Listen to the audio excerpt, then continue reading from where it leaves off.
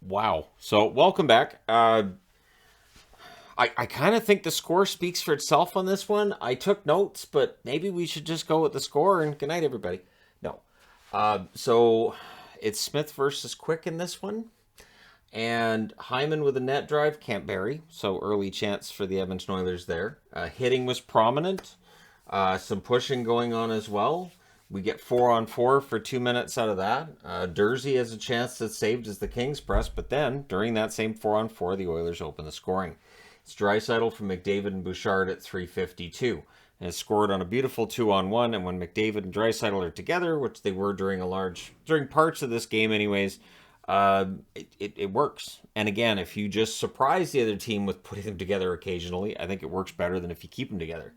So shots are 4 apiece at 4 minutes. I thought that was nice. 4-4 at 4 minutes. So I thought I'd throw that up there.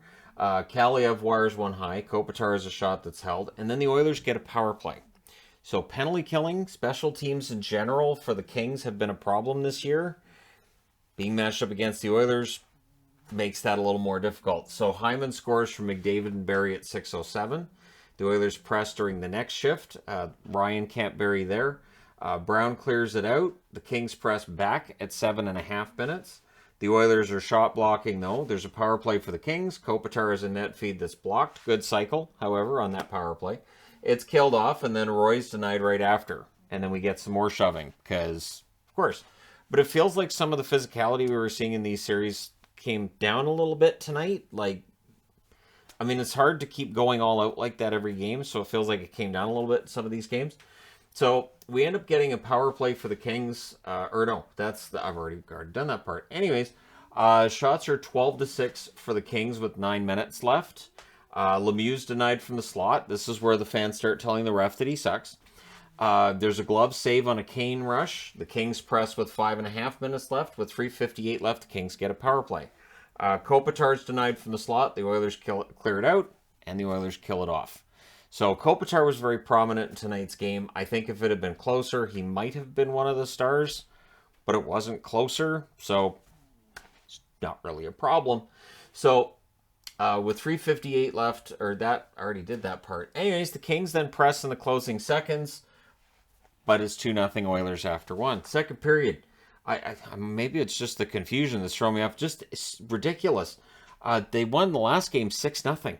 So maybe I should just use, for the Oilers logo from here on, just get like a big Cobra Kai magnet, throw that on there, because no mercy is the team's motto.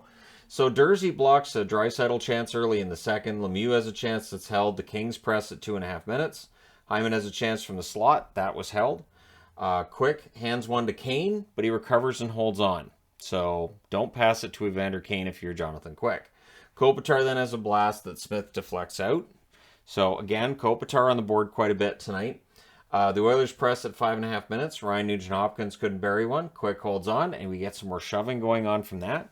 Iafallo's then denied. The shots are 6-3 though for the Oilers at 6 minutes, and at 6:27, it's Kane. He scores from Ceci, and that makes it 3-0. And then the Oilers press for another because they understand that the Kings' defense is open for business. Hyman scores from Draisaitl at 7:42. So this was a combination of, was the goaltending great? No. But was the defense in front of the goaltending great? No. So that makes it 4-0. Quick was out. Peterson comes in. The Kings try to answer. Obviously, you're looking for some momentum with a goalie change. Also, it was a merciful hook, really, I thought, on Quick there. The Oilers clear it out. McDavid, though, he goes beast mode. That opportunity was defended. Kane nearly adds one, and then he does. So he scores from Ceci and Puljujarvi at 9:51. That's Kane's second goal of the period. However, it's 16 seconds later that Kopitar answers. He steals one, goes to the net, and scores at 10:07. And I looked at that as kind of like I guess I have to do it myself then, right? So Kopitar does, and it works.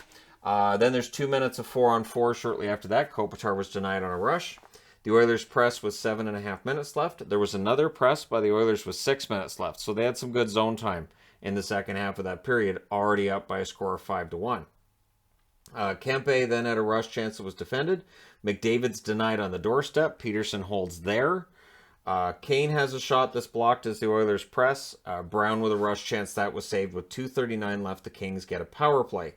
They were 0 for 10 in the series coming into this one. They score on it. It's Dano from Kempe and Kopitar at 17:29. So now it's 5-2. I am old enough to remember the miracle on Manchester. So, I mean, is it going to happen this year? No, but it did come. It did cross my mind when it became 5-2. I thought, the miracle on Manchester was a game that was done too, until it wasn't. So that goal by Deno scored on a rebound. The Kings then look for another. Dursey has a shot that's blocked. Lemieux with a net feed. That won't go. And with 40.1 seconds left in the period, the Kings go back to the power play. So this is key. I know it's a 3-goal lead, but if the Kings get another one, right? So Kopitar fires high, and he can't get the buzzer beater. We go into the third period. Dursey has a chance that's saved and held in the third period. The Oilers finish the kill. Iafallo has a tip that hits the side of the net. The next Iafallo tip goes wide. Iafallo, lots of opportunities around the net tonight. Roy is denied as the Kings press after a Smith turnover. So Smith turns the puck over. No harm, no foul. Both goalies, both Quick and Smith did that tonight. No harm, no foul on Smith's or Quick's, to be honest. So Hyman's then denied as the Oilers press next shift. Barry tried a between the legs shot. That was saved. Somewhere Matt Tkachuk said, I've seen that move before.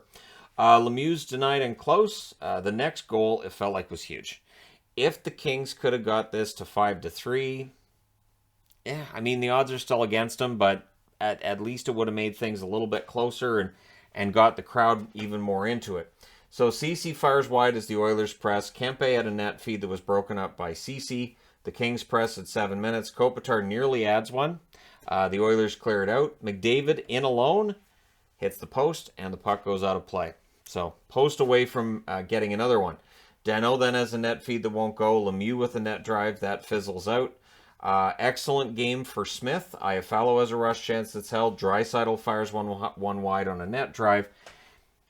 And then Nugent Hopkins. He scores from Hyman and Bouchard at 14:19. And he breaks his stick on the goal. So as he's scoring the goal, he breaks the stick, which might have thrown off Peterson a little bit on that puck because it doesn't behave the way it normally does. But either way, Nugent Hopkins gets a new stick, and then he scores his second goal of the period and of the playoffs from Archibald and Ryan at 15:40. And then with 3:48 left, the Oilers get a power play. Brendan Lemieux getting 2 and 10. Now, the interesting thing with Lemieux is he's in the lineup because Grundstrom's out. Going into the next game, I do wonder if Grundstrom will draw in and Lemieux will sit out. I'm curious to see what happens there. So then we had a delay game call, so we have 38 seconds of 5-on-3. The Oilers don't score on that. They don't need to. However, Kane gets the hat trick goal at 19:40 from Nugent Hopkins and Ceci. So that's your hat trick. Nugent Hopkins with 3 points in the third period. The Oilers win 8-2. Just 8-2. They're up 2-1. So they've won the last 2 games by a combined score of 14-2. Your 3 stars are Kane, Hyman, and McDavid. The shots in this one, 19-7 LA in the first period, and yet they were down 2-0. The shots, 19-16 Edmonton in the second, and 11-10 Edmonton in the third. The final shots were 46-37 for the Kings. Power plays, Edmonton 1 for 3, LA 1 for 4. Hits, 42-35 for the Kings. Smith saves 43 out of 45. I was actually a little bit surprised he was one of the 3 stars, but when it's 8-2, you got a lot of forwards with a lot of points, so it makes sense. But this is the first time that Smith's had back-to-back wins in the playoffs since 2012 when he led the Arizona Coyotes to an unexpected conference final showing. So maybe he's trying to replicate that, right? Quick saves 13 out of 17. He's replaced by Peterson, who saves 16 out of 20.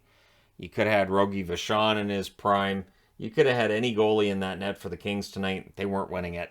Their defense did not look fantastic tonight, and for the Oilers, their offense did. So you have those 2 things combined, and you end up with a combined score of 14-2 in their last 2 games. So momentum's on their side. If the Oilers win Game 4, they can go home and try to win Game 5. And I'm already looking at these series and thinking, so ESPN gets this big, TNT, ESPN get this big TV contract. If we have 3 Canadian teams in the next round, that might not be great for ratings, right? So, we'll see what happens there. But, the Oilers won this game tonight, and good on them. This was a fun one unless you're a Kings fan. Again, I don't have a preference in this series, so it's nice to see the Oilers. I did say before the playoffs started, it feels like the Oilers are overdue for a run. maybe that's what we're going to see here. That being said, let me know your thoughts in the comment section below regarding this game. Don't forget to hit like and subscribe if you're browsing your way through. You just happened upon this video. Thank you guys so much for watching, for all your support. I will talk to you again soon.